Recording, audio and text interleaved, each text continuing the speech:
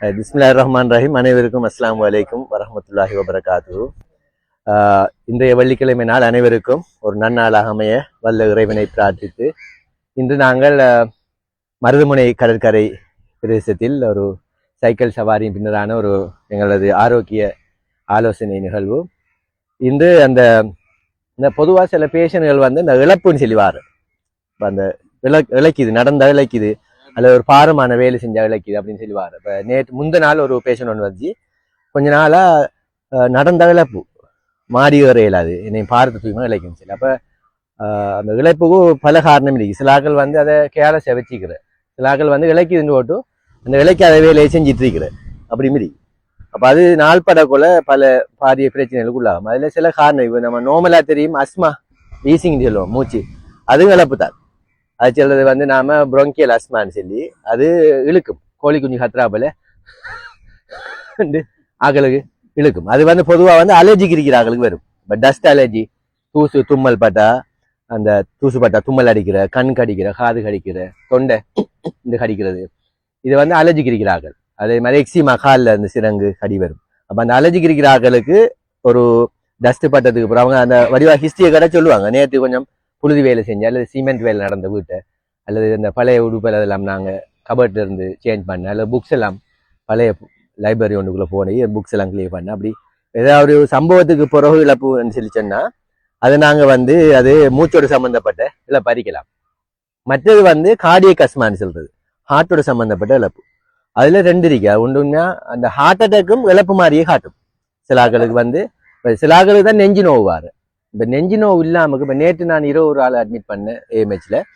வந்து அவருக்கு ஒன்றும் இல்லை, தலை சுத்து மட்டும். அவருக்கு தலை சுத்து.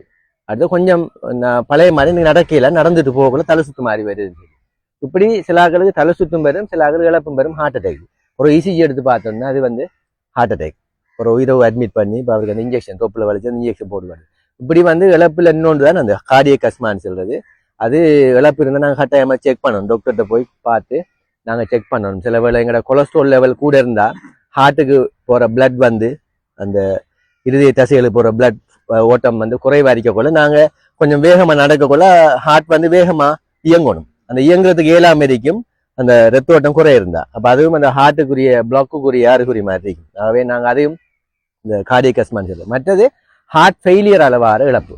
ஹார்ட் ஃபெயிலியர் என்னன்னு சொல்லிச்சுன்னா இப்போ நீண்ட காலமாக கண்ட்ரோல் இல்லாத ப்ரெஷர், அறவே கட்டுப்படுத்துறதுல ப்ரெஷர் கூட கூட என்ன செய்யும்னா இருதய தசைகள் வந்து அந்த லாஸ்டிக் தன்மையை இழந்து இருதயம் பெருக்குற, கார்டியோ மெகாலிம்பாங்க, ஹார்ட் வந்து பெருத்த ஹார்ட் ஆகும். அப்படி வரக்குள்ள எங்களோட சுவாச நெஞ்சரை கூட எடுத்தோம்னா அது எலும்பு தானே வளர்ச்சி, அது வந்து ஒரு குறித்த அளவுக்கு மேலே விரியாது. அப்போ ரெண்டு பக்கம் சுவாச பயிருக்கு நடுவில் ஹார்ட் இருக்கு. அப்போ நம்ம இந்த ஹார்ட்டும் கொஞ்சம் பெருத்த உடனே இந்த சுவாசத்துக்கு இடம் காணாம். அப்போ சுவாச பயிர் வேகமாக நடக்க போகக்குள்ள இழைக்கும். சில ஆட்கள் சொல்லுவாங்க பெட்ரூம்ல இருந்து பாத்ரூம் போய் வந்தாலே எனக்கு விளைக்கிற சொல்லுவாங்க. அல்லது சில டைம்ல சில ஆட்கள் சொல்லுவாங்க மல்லாக இரவையில் தூங்கையில எழும்பி இருக்கிற படுத்தோம்னா மூச்சு தட்டுற மாதிரி வரைக்கும் இழப்பு மாதிரி வரும். நான் எழும்பி கொஞ்சம் இருந்தா தான் சரியாது. அது என்ன சொல்லிச்சுன்னா ஹார்ட் ஃபெயிலியர்னு சொல்றேன். ஹார்ட் வந்து ப்ரெஷர் கண்ட்ரோல் இல்லாமல் போகக்குள்ள சில டைம்ல முந்தி ஹார்ட் அட்டாக் வந்துருக்கு கனகாலம். அதனால இருதய தசைகள் வந்து டெத் ஆகி அந்த இழுபட்டு அந்த ஹார்ட் பெருசா இருக்குது. அப்போ அவங்க அந்த ஹார்ட் நல்லா நசிச்சு வேலை செய்யாது. அதால இருதயம் பெருக்கிறதால அவங்களுக்கு சுவாச பையில தண்ணி தேங்குற தன்மை கூடும் தானே. அப்போ அது அந்த எக்ஸ்ரே எடுத்து பார்த்தா இந்த ப்ளூரல் எஃப்யூஷன் சொல்லி சொல்ற அது ஹார்ட்ல வந்து சுவாச பையில தண்ணி நிற்கிற ஹார்ட் ஃபெயிலியர்ல. அப்போ அவங்களுக்கும் அந்த இழப்பு தான் அந்த அறிகுறியா இருக்கு. அது ரெண்டு முக்கியமான விஷயம். அதுக்கு நாங்கள் வந்து ஹாஸ்பிட்டலில் வந்து அந்த சலம் போகிற குளிசெண்டியல் ஒன்று கொடுப்பாங்க, லெசிக்ஸ்ன்ற குளிசு ஒன்று கொடுப்பாங்க. கொடுத்து அந்த அவர் தண்ணியை அவுட் பண்ணினா தான் அவருக்கு அந்த இழப்பு குறையும். நஞ்ச லோடு அடிக்கிற தண்ணியை கொஞ்சம் ரிமூவ் பண்ணினோம்னா இழப்பு குறையும். அதுக்கு அந்த குளிசை கொடுக்குறது. அதை நம்ம ஆக்கள் என்ன செய்யற பேஷண்ட்கள் அந்த லெசிக்ஸ் குளிசை ஒரே போட்டால் யூரின் போகுது கரைச்சல்னு சொல்லி அதை சில பேஷண்ட் போடாமல் விடுறது. எனக்கு நல்லா யூரின் போகுதான்னு என்னத்துக்கு தந்திரிக்கேரியான்னு சொல்லி அதை போடாமல் விடுறேன். போடாமல் விட்ட உடனே அடிக்கடி அட்மிட் ஆகுவாங்க, அந்த இழப்பு கூடி மூச்சு அடைக்குன்னு சொல்லி. பிறகு நாம இன்ஜெக்ஷன்ல அந்த இன்ஜெக்ஷன் அந்த லெசிக்ஸை போட்டு யூரினை அவரை கொஞ்சம் எம்டி பண்ணினா தான் அவருக்கு அந்த இழப்பு குறையும். இது வந்து ஹார்ட் ஃபெயிலியராக வர இழப்பு. மற்ற இன்னொரு இழப்பு இருக்கு, நம்ம குருதியில வந்து ஹீமோகுளோபின் குறைஞ்சா, ஹெச்பின்னு சொல்றேன், இரும்பு சத்து குறைஞ்சாலும் அந்த இழப்பு வரும். அதாவது நம்மளுக்கு நம்மளோட உடல் கலங்கள், இருதய தசை, சுவாசம் எல்லா இயக்கத்துக்கு வந்து நம்மளுக்கு ஆக்சிஜன் வேணும். அந்த ஆக்சிஜனை வந்து நம்மளுக்கு சப்ளை பண்ற எதுன்னு சொல்லிச்சுன்னா நம்ம குருதியில் இருக்கிற செங்குருதி கிழங்கு அதுல இருக்கிற ஹீமோகுளோபின் தான் ஆக்சிஜனை எடுத்துட்டு போற தேவையான இடங்களுக்கு. இப்ப நம்மளுக்கு ஹீமோகுளோபின் குறைய இருந்தா நம்ம பிளட்ல ஹீமோகுளோபின் குறைய இருந்தா அந்த ஆக்சிஜனை கொண்டு போற அளவும் குறையும்.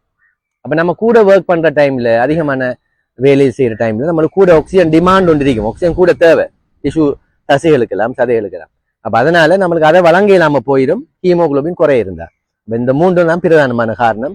அவை இழப்பு இருந்தா நாங்க கட்டாயம் வைத்தியரை சந்திச்சு நாங்க இந்த டெஸ்ட்டுகளை செய்து பார்த்து எதால வந்து இழப்புன்னு பார்த்து நாங்க அதுக்குரிய சிகிச்சையை பெற்றோம்னா நாம பாரிய உபாதைகள் ஏற்படாம நாம ஆரம்பத்திலேயே எங்களை பாதுகாத்துக் கொள்ள இயலும் என்று கேட்டு விடைபெறுகின்றேன். நன்றி. அஸ்ஸலாமு அலைக்கும்.